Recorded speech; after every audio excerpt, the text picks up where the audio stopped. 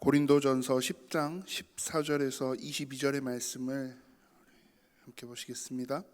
신약성경 고린도전서 10장 14절에서 22절의 말씀을 제가 봉독합니다. 그런즉 내 사랑하는 자들아, 우상 숭배하는 일을 피하라. 나는 지혜 있는 자들에게 말함과 같이 하노니 너희는 내가 이르는 말을 스스로 판단하라. 우리가 축복하는 바 축복의 자는 그리스도의 피에 참여함이 아니며 우리가 떼는 떡은 그리스도의 몸에 참여함이 아니냐. 떡이 하나요 많은 우리가 한 몸이니 이는 우리가 다 한 떡에 참여함이라.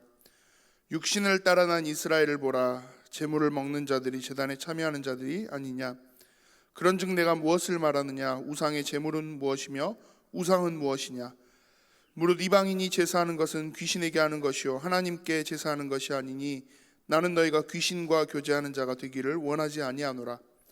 너희가 주의 잔과 귀신의 잔을 겸하여 마시지 못하고 주의 식탁과 귀신의 식탁에 겸하여 참여하지 못하리라. 그러면 우리가 주를 노여워하시게 하겠느냐. 우리가 주보다 강한 자냐. 아멘. 우상 숭배를 피하라 제목으로 담임 목사님 말씀 주시겠습니다. 오늘 추석 연이어서 많은 분들이 못 올 줄 알았더니 그래도 많이 오셨네요. 오신 분들은 또 더 큰 하나님이 준비해 놓으신 응답들을 참 누리기를 바라고요. 또 흩어져서 예배하는 모든 분들도 그 현장 살려내는 그런 축복의 시간 되기를 바랍니다. 우리가 매주 계속해서 우상 숭배 이런 단어들을 가지고 메시지를 하기는 힘들지만 우리의 명절, 특히 우리 한국 문화에는 많은 귀신 문화가 포함되어져 있기 때문에 우리가 전도하는 교회고 또 생명운동하는 교회이기에 여러분들이 영적인 사실들을 분명히 알고 누리고 또 이거 가지고 현장을 살려내야 되는 중요한 사명이 저와 여러분에게 있습니다. 그래서 오늘 그 부분들을 간단하게 좀 같이 살펴보려고 합니다.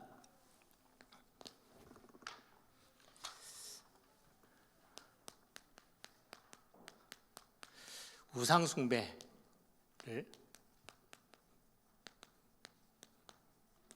성경은 분명하게 말씀하고 있죠. 우상 숭배를 피하라.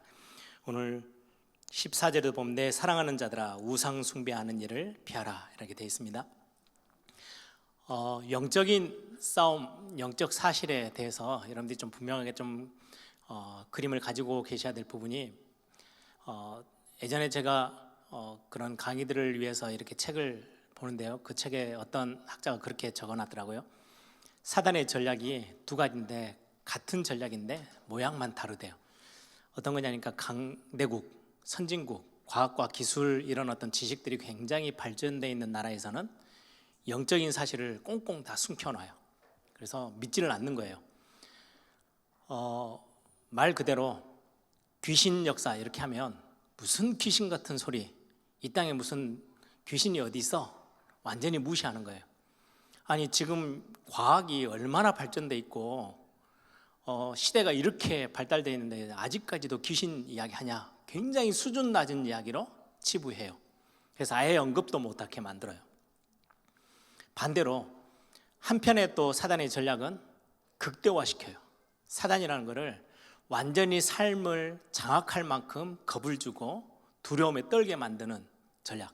그래서 조금 어려운 나라들, 좀 과학이나 기술이나 이런 것들이 뒤로 쳐져 있는 후진국이라고도 하고요. 그런 어떤 어려운 제3세계 사회에서는요, 완전 사단의 문화, 귀신 문화에 완전 사로잡혀 있어요. 그래서 문명이 발달되지 못한 나라로 가면 갈수록 눈에 보이지 않는 영적인 세계 훨씬 더 눈에 보이는 것보다 더 많이 믿어요. 그러니까 지금 우리가 아는 거, 여러분들이 지금 신앙생활하고 그러게도 우리 교회는 전도하는 교회고 오랫동안 영적인 사실에 대해서 메시지를 많이 들었잖아요.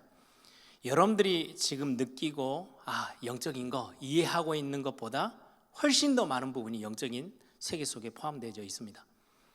우리까지도 그냥 이야기하면은 눈에 보이는 게 훨씬 더 선명하고 영적인 이야기하면은 좀 모호한 그런 경계 속에 있잖아요.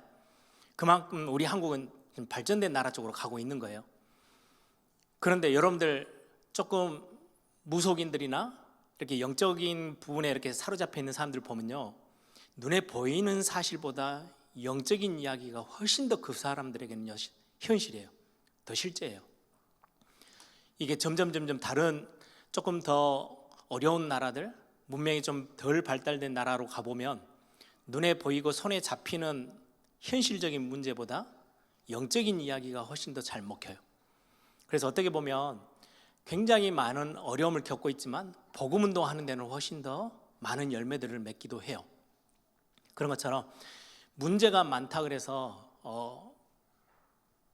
포기할 이유가 없죠. 예를 들면 중국 같은 나라는 청소년 문제 거의 드러내어 있지 않아요. 그런데 청소년 문제가 굉장히 심각해요. 그러니까 자녀를 지금은 이제 법을 조금씩 바꿔 나가고 있는데요. 자녀를 하나만 낳기 이렇게 하니까 집에 아이가 한 명밖에 없어요. 그리고는 국가 전체의 문화는 아빠 엄마가 다 밖에 나가서 일을 해야 돼요. 그럼 아이는 누가 키워요? 저 시골에 있는 부모님들이 계시면 부모님들이 와서 아이를 키우든지 보모처럼 키우든지 아니면 아주 인건비가 싼 사람들을 불러서 아이를 맡겨서 키워요. 왜요? 밖에 나가서 일을 해야 되니까. 그러다 보니까 예를 들면 아이들이 가장 부모를 필요로 하는 시기에 엄마 아빠가 옆에 있지 않고요, 보모들이 옆에 있어요. 보모들이 그래도 조부모님들이 키우면 좀 나은데 부모들이 계속 바뀌어요. 그럼 아이들의 정서에는 굉장히 심각한 문제가 오겠죠. 처음에는 잘 몰라요. 그리고는 집에 들어오면 부모님들이 그 아이에 대한 사랑을 뭘로 표현하느냐, 주로 돈으로 아이들 필요한 것들을 사주는 걸로, 선물로, 이런 것들로 채우다 보니까 아이들이 점점 정서나 이런 많은 영적인 부분에 문제가 생기기 시작해요. 그래서 청소년들은 굉장히 심각한데 법적으로 청소년들에게는 종교를 강요할 수가 없는 나라예요. 그러다가 이제 대학생 때는 종교의 자유라고 주어지긴 해요. 그러다 보니까 중국 같은 나라에서는 대학 사역이 굉장히 문이 많이 열려 있어요. 문제가 큰 만큼 본인들이 스스로 영적인 굉장한 많은 어려움들을 겪었던 본인들이 복음을 들으니까 확 복음 쪽으로 쏠리는 거예요. 그래서 어떻게 보면은 선교와 세계복음화 쪽을 보면 오촌 종족 쪽이 훨씬 더 문이 크게 열릴 거예요. 더 많은 부분에 어려움을 겪고 있고 더 실제적으로 영적인 부분에 시달리고 있기 때문에 영적인 메시지를 가지고 답을 주면 훨씬 더 빠르게 반응을 해요. 그런데 선진국 잘 살고 번영되어 있고 아주 발달되어 있는 나라들은 성경 이야기를 하면요, 완전 딴 세상 이야기예요. 무슨 귀신 같은 이상한 이야기를 하냐, 영적인 게 눈에 보이는 게 다지. 그래서 훨씬 복음 들어가기 참 힘든 부분이 많죠. 아무튼 사단의 전략이 아예 감춰버리든지 아예 드러내서 훨씬 사람들이 아예 거기에 꼼짝 못하도록 만들든지. 그래서 저희들이 지금 복음 운동하고 있는 일반 많은 교회들보다는 우리 에일교회 성도님들이 훨씬 영적인 사실에 대해서 굉장히 눈이 열려 있어요. 막 보좌의 축복, 막 이런 메시지들이 엄청나게 쏟아져 나오잖아요.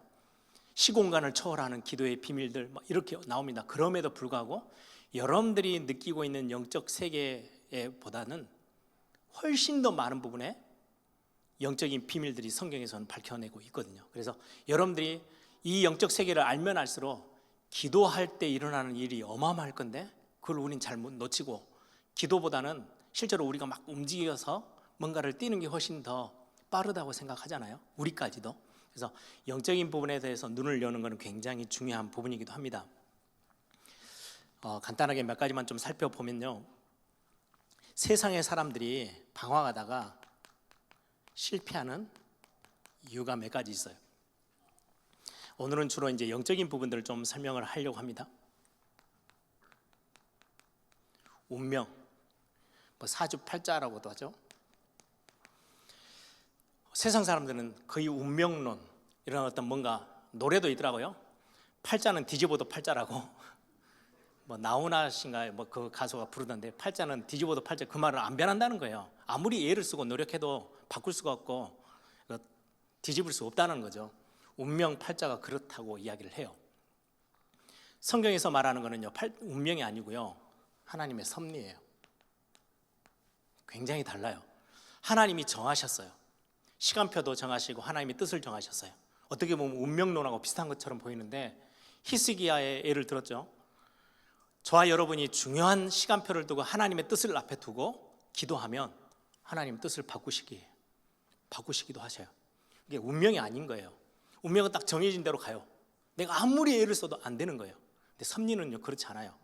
이스라엘 백성들은 하나님이 결정했었어요. 너희들은 다시는 내가 너희들을 자녀라고 대하지 않고 백성이라고 대하지 않고 너희들을 버릴 거야. 그런데 한 사람이 나와서 하나님 이 나라를 그냥 두시면 안 돼요. 모세가 기도하고 아브라함이 기도하죠. 소돔과 고모라 멸망할 거야. 유황불로 완전히 멸해버릴 거야. 하나도 남지 않도록 다 태울 거야. 아브라함이 기도해요. 의인 10명만 있어도 그렇게 하실 겁니까? 아니, 그럼 내가 뜻을 바꿀 거야. 이게 하나님의 섭리예요. 그래서 기도는 엄청나게 중요해요. 기도를 하면 하나님 뜻을 바꾼다, 이게 아니고 하나님이 원하시는 것들을 가지고 하나님이 여러분들의 삶을 운명처럼 딱 정해놓고 그대로 막 쫙 로봇 아무 자유가 없이 끌고 가는 게 아니고, 하나님은 우리가 살아가고 있는 삶에 아주 세미하게 같이 함께 계시면서 섭리로 우리를 이끌어 가세요. 그래서 우리가 실수했어요. 우리 실수해요. 거기에 대한 많은 부분들을 우리가 당하기도 해요. 그럼에도 불구하고 그 너머에는 합력해서 하나님은 반드시 선으로 이끌어 가시는 거예요. 그래서 세상에서 말하는 운명, 팔자하고는 완전 다르죠. 저는 이 단어가 완전 이렇게 피부에 딱 와닿을 만큼 깜짝 놀랐던 게요, 인도라는 나라에 단기 선교를 갔어요. 제가 신학교 다닐 때 갔는데 선교사님들이 이야기를 하더라고요. 이 사람들은 완전 운명이라는 것에 딱 잡혀 있대요. 그래서 일본에서는 예전에 카스트 제도 해가지고 단계를 정해놨잖아요. 위에 높은 위치에 있는 계급은요 밑으로 내려갈 수도 없고, 밑에 있는 계급은 위로 올라갈 수도 없어. 왜요? 그게 운명이에요. 신이 정해놓은 거예요. 그거를 뒤집는 거는 딱 방법이 하나밖에 없대요. 신이 이 땅에 사는 동안 너는 거지로 살아 라고 운명을 정해놨어요. 그럼 그 운명대로, 신이 정해놓은 대로 거지의 역할을 최선을 다해서 최고의 삶으로 살아가면 죽고 나서 사후에 너무 신이 원하는 대로 잘 살았기 때문에, 착하게 잘 그 뜻을 잘 살았기 때문에 사람에게 좀 가까이서 살 수 있는, 좀 편하게 살 수 있는 짐승으로 태어난대요. 개나 고양이 이런 걸로. 영 아니다 그러면 그냥 발에 밟히는 그냥 곤충 이런 걸로 태어난대요. 얼마나 사람이 어리석어져. 근데 진짜 그렇게 믿고 살아요. 어느 정도냐니까요, 한 번은 우리가 역에 딱 도착했는데 조그만한 아이하고 나이 많은 할아버지하고 손주 정도 되는 것 같아요. 완전 그냥 길거리에서만 사는 딱 그 거지 행세 그대로예요. 선교사님들이 저기 거지래요. 저 빌어먹고 사는 사람이래요. 그런데 얼마나 당당한지 몰라요. 막대기 긴 거 하나 딱 들고 딱 다니다가요, 우리가 이제 외국 사람들이 딱 오니까 우리를 거의 1시간 넘게 쫓아다녀요. 그냥 와서 이렇게 부탁하는 게 아니고요, 얼마나 위협을 가하는지요. 그 막대기를 가지고 막 휘두르면서 자기들한테 돈 안 준다고, 동양 안 해준다고. 왜요? 그게 자기들은 신이 맡겨주신 거지라는 사명을 열심히 하고 살아가야 내세의 다음 세계에 가서 죽고 나면 조금이라도 고생을 덜하는 짐승, 사람 옆에 붙어서 먹을 거라도 제대로 얻어먹는 짐승으로 태어날 수 있다고 생각하니까 운명에 완전 사로잡혔어요. 국가 전체가, 모든 사람들이 아예 그게 운명, 이게 팔자. 여러분들 우리 한국도 이렇게 발전되어 있는데요, 자기 팔자 탓하고 그냥 주저앉아 있는 사람들이 얼마나 많아요. 아니, 게으른 사람이 조금 노력하면 더 나은 삶으로 갈 수 있어요. 하나님이 세상 사람이든 불신자든 신자든 하나님이 이 일반의 은총이 있거든요. 열심히 살면 결론은 구원을 받지 못하는 거지, 이 땅에서 누릴 수 있는 것들은 누릴 수 있게끔 하나님이 일반 은총들을 허락하셨어요. 아무리 예수 믿는 사람이라도요, 나는 기도만 하면 되지, 게으르고 아무 일 안 한다, 굶어야 돼요. 돈 벌 수가 없어요. 그건 하나님의 일반 은총과 연결돼 있어요. 기도만 하면 갑자기 하늘에서 돈이 뚝뚝 떨어지냐, 그러는 법은 없어요. 하나님이 세상의 어떤 종교나 세상의 귀신들과 같은 그런 하나님이 아니시거든요. 그래서 세상 사람들이 왜 방황하느냐, 운명, 팔자 이런 거에 다 매여 있어요. 여러분들 뭐 인도, 태국, 모슬렘들 얼마나 웃긴지 몰라요. 왜 폭탄 들고 자살 테러 하러 가는지 아세요? 몸에다가 잔뜩 폭탄 다 감싸고 가서 그냥 폭발을 자기 스스로 터뜨려서 죽어요. 뭐라고 가르치는지 아세요? 알라 신이 원하는 것들을 죽음을 감수하고 하면, 죽고 나면 70명의 아주 아리따운 몸매 좋은 여자들하고 네가 평생 천국에서 그렇게 살 거야. 그거 기대하고 그냥 폭탄 안고 들어가는 거예요. 그 사람들이 이 생각이 완전 이상해져서 이게 사단이 하는 짓이죠. 그래서 전 세계 테러를, 그렇게도 많은 테러들을 일으키고 있어요. 세상 사람들은 이것 정도가 아니죠. 점술, 미신, 뭐 굿하고 이러 하는 것들, 여기를 고난이 문제가 오면 그걸 어떻게 해결할까 이렇게 노력하는 게 아니고요. 전부 다 여기에 빠져 있어요. 배운 사람이든 못 배운 사람이든. 그래서 우리 한국에 대선을 치른다, 뭐 대통령을 뽑는다, 아니면 뭐 국회의원들을 뽑는다, 점집들이 대성황을 이룬대요. 하나부터 열까지 다 가서 물어보니까 어디로 어떻게 해야 되냐, 무슨 일을 해야 되냐, 전부 다 점치러 가고요. 전부 다 무속, 미신에 전부 다 의지하고 살아가요. 거의 모든 종교는 점술 이거 다 가지고 있어요. 한때 우리 한국교회 안에도 아니 복음이면 되는데 이런 요소들이 한국교회 안에도 깊숙이 들어와 있었어요. 여러분들 그거 저는 어렸을 때 그 단어 많이 들었거든요. 좀 굉장히 기도 많이 하고 기도원에 자주 왔다 갔다 한 사람들은 어떤 한 분은요 별명이 뭐냐, 애언 아줌마예요.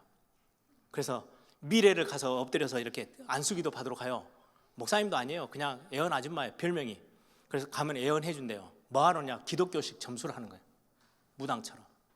아, 기도해보고 이렇게 눈 감고 뭐 이렇게 다 기도하더니 당신은 앞으로 뭐 10년 뒤에 뭐 성공할 것이고, 교회 안에까지 이렇게 들어올 만큼 점술은요 모든 종교 안에 다 들어가 있어요. 근데 복음은 점을 칠 이유가 없어요. 우리는 하나님의 섭리를 믿고요, 성경 안에 우리가 가야 될 올바른 방향들을 성경에서 답으로 66권에서 답을 다 주고 계세요. 하나님의 자녀를 완벽하게 하나님이 실제로 책임지시고 인도하시기 때문에 성령의 내주, 인도, 역사를 우리는 분명히 믿기 때문에 우리는 점치고 갈 이유가 전혀 없죠. 우리는 그리스도의 어마어마한 그리스도의 이름의 능력을 알고 있기 때문에 미신, 무속에 빠질 이유도 없어요. 우리는 완전한 모든 이름에 뛰어난 이름의 그 엄청난 권세와 비밀을 우리에게 하나님이 주셨기 때문에 세상 사람들은 각종 종교에 빠져서 결국은 실패하고 있습니다.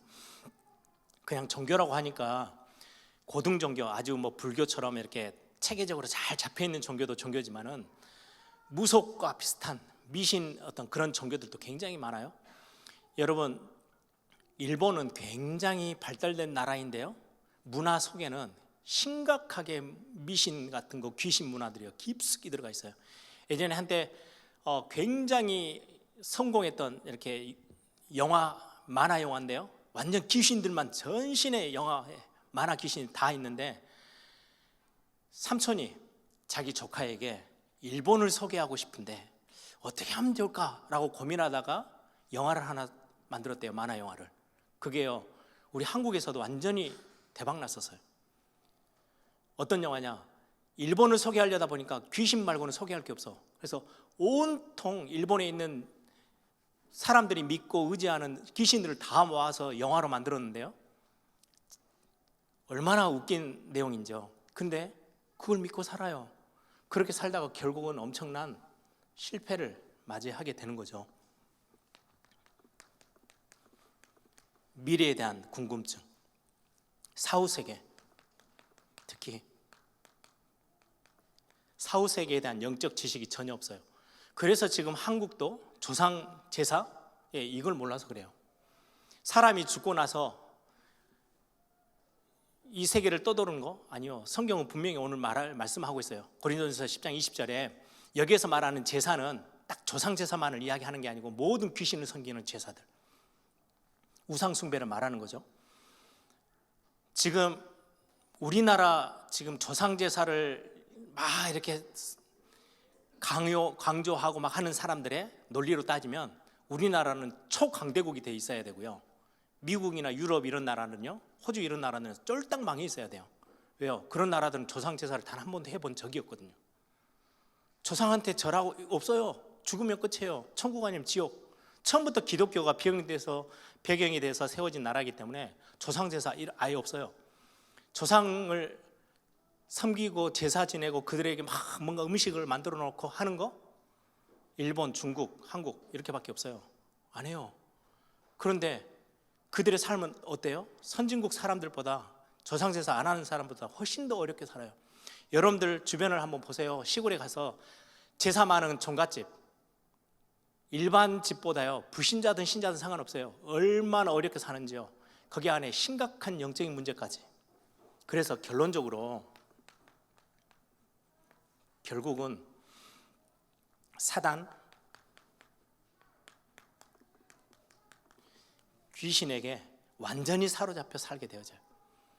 이게 돈이 많다고 피해갈 수 있는 게 아니고요, 성공했다고 피해갈 수 있는 게 아니고, 복음 모름이니까, 영적인 사실을 모르니까 전부 다 여기에 잡혔어요. 미래 불안하니까 점치러 가죠. 사건만 생기면은 그 다음에 더 큰 걸로 사로잡힐 것 같으니까 굿하죠. 완전 미신인데도요, 미신이라고 막 욕을 하면서 본인은 부적 다 들고 다녀요. 얼마나 불안불안하는지요. 이게 세상 사람들이 실패하는 이유예요. 이 속에서 방황하는 거죠. 결국은 사단, 귀신 그냥 이렇게 끝나는 게 아니고, 성경은 분명히 말씀합니다. 정신 문제, 그게 더 심해져서 육신 문제까지, 가정 문제로, 나중에 후대 문제로, 자녀들에게까지 반드시 영적인 건 전달되어져요. 그래, 부모님들이나 윗대에서 귀신을 섬겼던 집안들은요, 반드시 자녀들에게, 후손들에게는요, 심각한 영적인 문제들이 찾아와요. 이런저런 모습으로 굉장히 중요한 영적인 눈들을 성경은 뜨도록 말씀하고 있죠.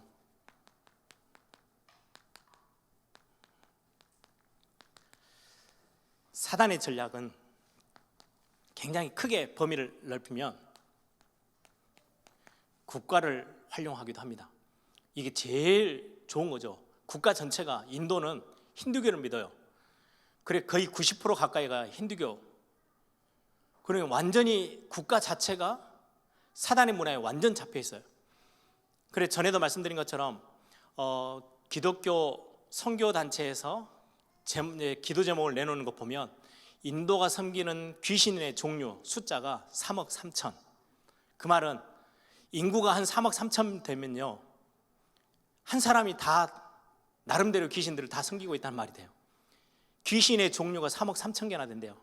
어마어마하죠. 일본은 800만 우상. 그래서 물어봤어요. 800만 개가 있냐 그랬더니 그 말이 아니고, 일본에서의 800만 그러면은 우리 한국말로 억수로 많다, 우리 전라도 말로는 허벌나게 많다 그러잖아요.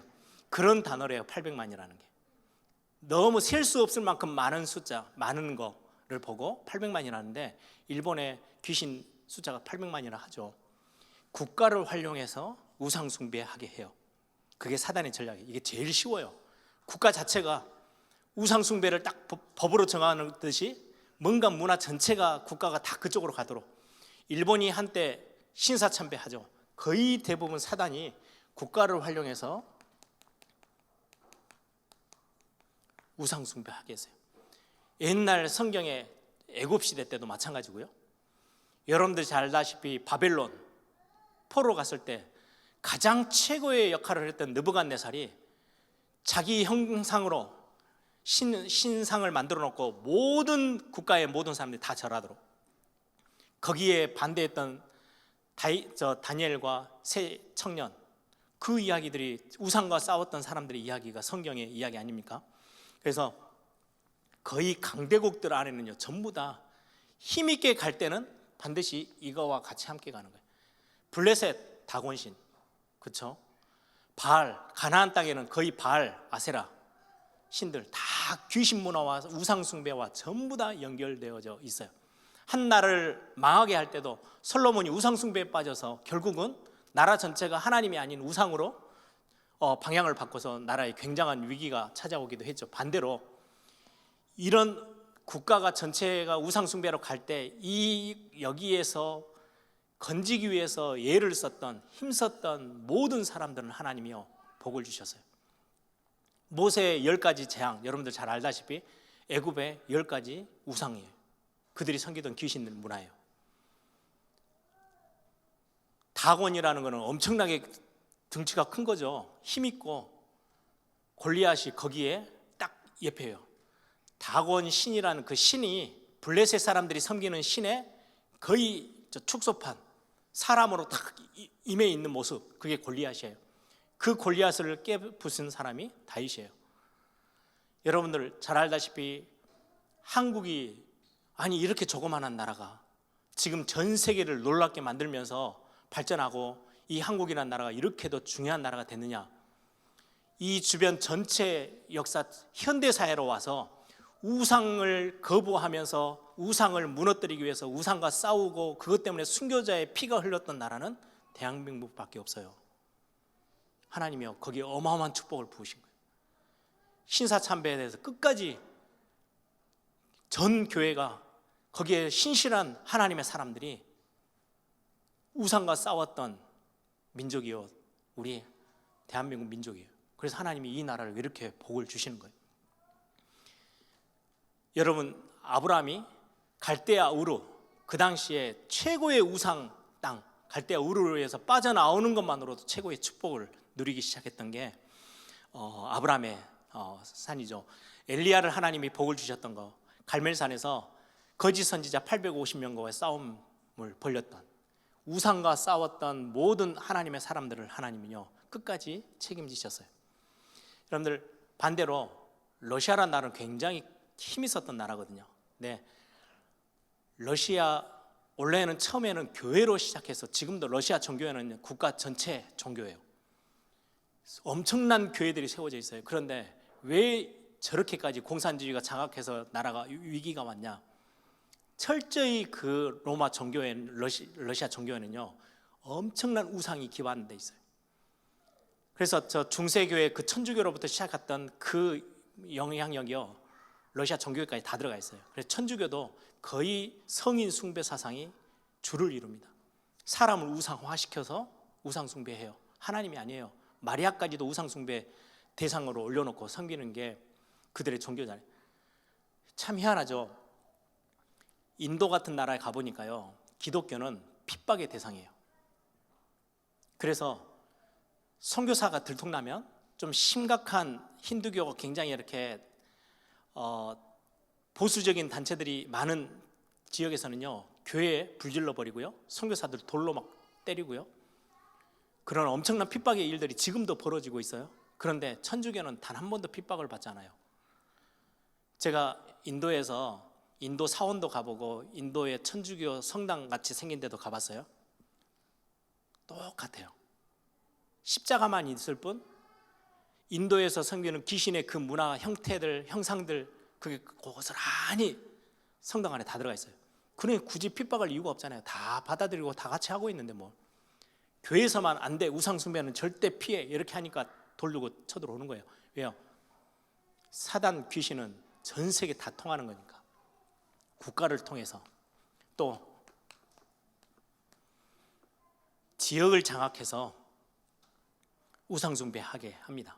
그래서 어떻게 보면 우리 고향들 보면은 뭐 특히 섬 지역이나 아니면은 저 바닷가 근처나 이런 데는 훨씬 우상 숭배 훨씬 더 심하죠.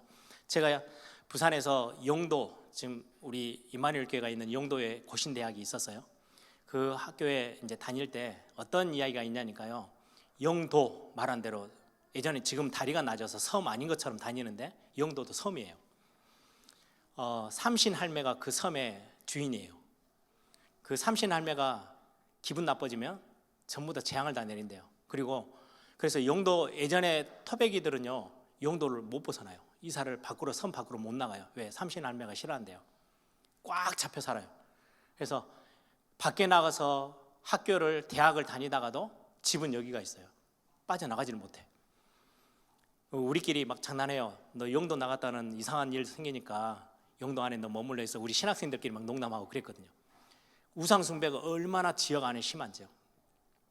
한 번은 제가 학교 다닐 때 이제 자취 생활을 하는데 자취하는 조그만한 집이 있고 안집이 있어요. 이제 주인집이 같이 붙어 있어요. 옆에 이제 상하방처럼 조그만한 방에서 우리 이제 신학생들 한 4명이서 같이 자취하고 사는데요.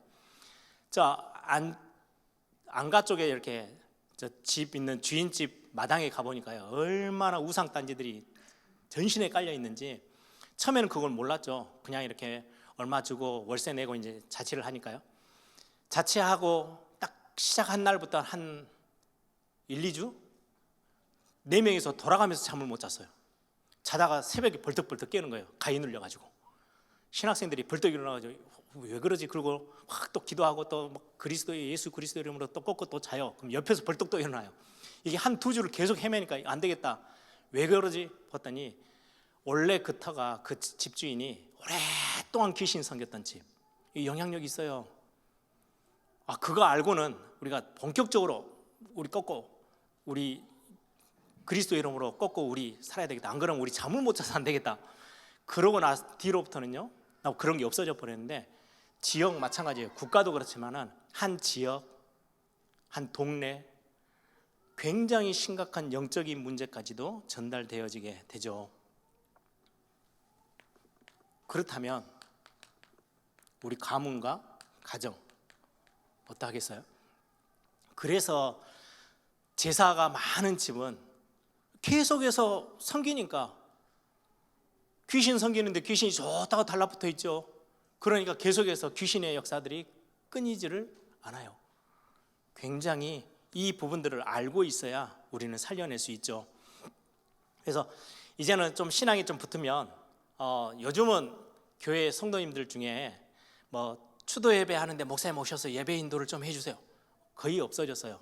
추도 예배는 드릴 이유가 없거든요. 사실은 그냥 가족들끼리 오랜만에 본 가족들끼리 하나님 앞에 영광 돌리며 찬양하고 가정 예배를 하는 거지. 추도 예배라는 거는 죽은 사람을 기억하면서 하는, 옛날 제사는 못 드리고 이제 새신자가 됐어요. 교회에 들어와서 이제 복음을 알게 돼서 교회에 이제 다니는데 겁나는 거지. 제사를 끊으라니까. 그럼 제사 말고 조금 비슷하게 할 수 있는 게 없을까? 상 안 차리고. 그래서 생겨난 게 추도 예배예요. 사실은 한 사람의 영혼은 이 땅에 살다가 죽으면 천국 아니면 지옥으로 가요. 그 영혼을 위해서 우리가 뭔가를 추모하면서 예배할 이유가 전혀 없어요. 끝이에요. 아무리 추모해서 예배한다 할든 지옥에 있는 사람이 천국 가지 않고 천국에 있는 사람이 지옥 가지 않거든요. 요즘은 이제 가정 예배 이렇게 드리죠. 그래서 가족들끼리, 살아있는 사람들끼리 같이 화목하게 또 같은 기도의 제목들을 각 집을 놓고 기도하는 거지. 이전처럼 한국 교회가 이제 막 이제 복음이 점점 뿌리 내려가면서부터는 이제 추모 예배, 추도 예배 이런 것들이 많이 없어졌죠. 아무튼 그런 부분들을 우리는 좀 알고 계셔야 해요. 그러면 교회가 해야 될 사명입니다. 우상에서 건질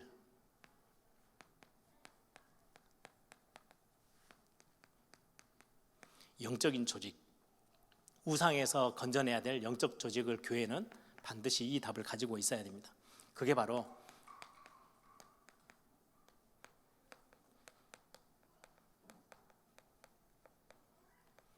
현장에 말씀 운동을 펴는 거예요. 그걸 우리는 보고 다락방이라고 해요. 그래서 현장에는 말씀이 계속해서 전달되도록, 교회에서는 말씀을 전달해요. 그런데 현장까지 가기는 힘들어요. 그렇죠. 교회에 와야 예배하고 말씀을 들을 수 있잖아요. 그러면 지역 살리고 국가를 살리고 현장을 살리기 위해서는 말씀 들은 성도님들이, 제자들이 현장으로 말씀을 들고 들어갈 수 있어야 돼요. 그걸 보고 다락방이라고 그래요.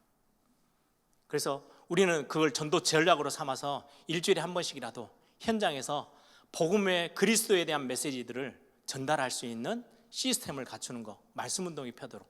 그래서 중요한 이 일들을 가능하도록 했던 바울의 전도 사역들을 보면 엄청나게 우상이 심했던 에베소 지역, 고린도 지역에서 철저히 말씀 운동부터 펴기 시작해서 거기에 결국은 교회가 세워진 것들을 보게 됩니다.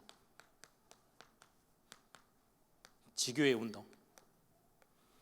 지교회 운동이라고 했을 때는 그 안에 포함되어진 게 미션홈, 전문교회, 이런 것들이 같이 포함되어져 있는 지교회 운동이에요. 그래서 지교회가 세워져서 거기에 많은 제자들을 키워내서 말씀 운동을 펼 수 있도록 지역지역에 직장으로, 개인의 삶의 현장으로 보내주는 거죠. 이 일을 위해서 교회는 제자 훈련을 하는 겁니다. 이 말씀 운동을 펼 수 있는 제자를.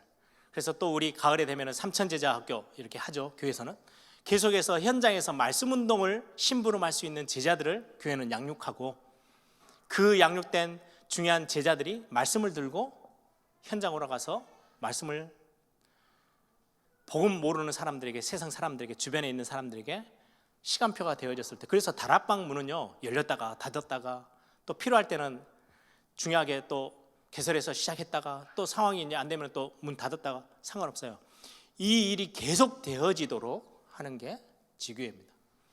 그래서 우리 교회에서는 지금 지교회 300지교회가 움직이려면은, 이게 지속하려면 3,000명 정도의 제자가 한 지교회 중심으로 딱 제자들이 세워지면은 300지교회는 가능하겠다라고 해서 3,000제자 300지교회, 이렇게 우리는 기도 제목을 정한 거죠. 이게 현장을 살려내는 굉장히 중요한 영적 시스템입니다. 그래서 여러분들, 우상을 피하는 건, 이거는 굉장히 중요한 영적 싸움, 영적 전쟁에 있어서 교회가 반드시 알리고 성도들이 깨어서 알고 있어야 되는. 근데 우리 힘으로 영적인 싸움을 싸우는 게 아니죠. 철저히 그리스도 예수의 이름으로, 그리스도의 능력으로 우리는 현장 앞에 서는 거기 때문에, 여러분들이 그냥 가기만 하면 이미 여호와의 영광이 여러분들 위에 임하여 있어요. 그래서 영적인 싸움은 거기서부터 시작하는 거예요. 우리가 이 영적 사실을 알고 있으면, 아, 현장은 이것 때문에 죽어가지, 이것 때문에 너무 많은 방황을 하다가 실패하고 무너져. 우리는 이들을 살릴 수 있는 올바른 복음이라는 답, 그리스도에 대한 답을 가지고 있으면 돼요. 그러면 하나님이요, 필요에 따라서 여러분들에게 사람을 붙이세요. 구원 주기로 작정된 사람들을 저와 여러분에게 준비된 사람들에게 붙이십니다. 이게 하나님의 방법이죠. 우리가 이번 명절을 이렇게 준해서 여러분들이 중요한 영적인 부분들을 다시 한번 좀 정리하고 국가를 위해서 기도해야 해요. 요즘 계속 떠드는 게 그거잖아요. 대통령 부인이 이랬다 저랬다. 저는 굉장히 우리 교회들이 국가를 위해서 기도해야 해요. 대통령만이 아니에요. 그 밑에 있는 수많은 공무원들, 국회의원들 전부 다 여기에 다 매여 있어요. 국가가 이리 가면 안 되죠. 전부 다 예수님을 믿어야 됩니다. 아니요, 그건 하나님이 정하신 거여서 구원 주기로 작정된 건 하나님의 손에 있고요. 나라가 올바른 지식과 올바른 근거 있는 배경을 가지고 국가가 가야지, 귀신 들려 있는 사람들한테 가서 쳐다보고 있으면, 거기에다가 목매고 있으면 국가가 어떻게 되겠어요? 국가는 올바르게 정확한 근거를 갖고 법은 법대로 그렇게 해서 가야 되는 게, 지식은 지식 위에서 가야 되는 게 올바른 국가의 바른 모습인데, 그렇게 갈 수 있도록 교회가 깨어서 국가를 위해서, 지역을 위해서, 또 가정과 가문을 위해서 기도해야 되는 게 저와 여러분의 큰 사명입니다. 오늘 그런 부분들을 마음에 담으시고 중요한 기도의 또 축복들을 누리는 시간 되기를 바랍니다. 이 시간에 한번 다 같이 한번 기도하겠습니다. 사단은 지금도 살아서 활동합니다. 그래서 국가를 활용하고 지역의 우상 숭배를 계속해서 일으키고 귀신의 문화들을 계속해서 키워나가고, 가정과 가문, 이런 제사 문화, 이런 것들을 끊임없이 그걸 가지고 이 영적인 사실을 모르는 복음 없는 사람들을 건드려서 이 흑암의 문화들을 자꾸 펼쳐나갑니다.